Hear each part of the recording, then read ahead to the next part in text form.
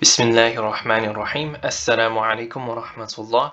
So continuing on once again with our review video series, we're going to be looking this week at the Ism Maf'ūl. So if you recall last week, we talked about the mushtaqat, or in other words, the derived isms. And we looked at the pattern of Ism Fa'il, which is essentially an ism that is derived from a verb to give you the meaning of an individual performing the action.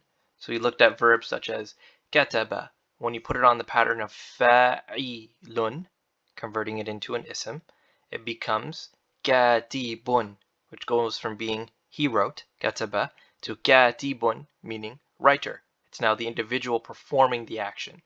So this week we're going to take a look at another derived ism, which is known as the Ism Maf'ūl. And if you guys remember from when we were covering verbs, we said there was usually three parts. There was the fa'il, which was the verb itself. There was the fa'il, which was the doer. Then there was the maf'ūl, which is the receiver. Now this is essentially the receiver. So taking a verb and turning it into an ism, which is the one who is receiving the action, which will be your Ism Maf'ūl. So what does this look like? So yeah, just want to remember this one principle, that isms can also be derived from roots, just like how verbs are. So the Ism Maf'ūl pattern works so that the first change that you're going to do is essentially put a meme onto the front, right? We want to put it on the pattern of maf'ūl, right? So we put a meme onto the front. Then on the first letter, which is our fa, we throw a sukoon, becoming maf.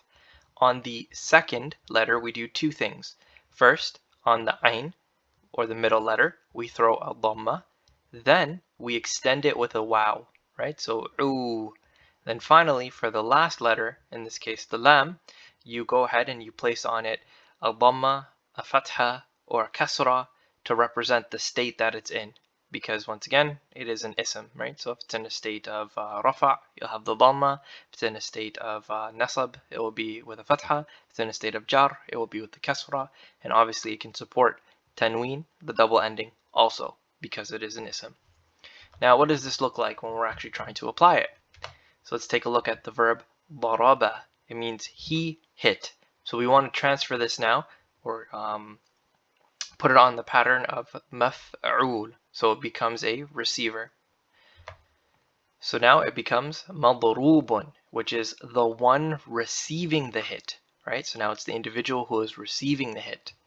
And let's take a look at one last example. So we have the verb nasara, which is he helped. If we put it on the pattern of maf'ūl, changing it into an ism maf'ūl, it becomes mansurun, right? And now it's the individual who is receiving help. And that's pretty much it. So just as a quick recap, if you want to go ahead and turn a fa'il or a verb into an ism maf'ūl, all you have to do is put it onto the pattern of maf'ūl, and that converts it into an ism which has the meaning of one who is receiving that action. Jazakumullahu khairan. Assalamu alaikum wa rahmatullah.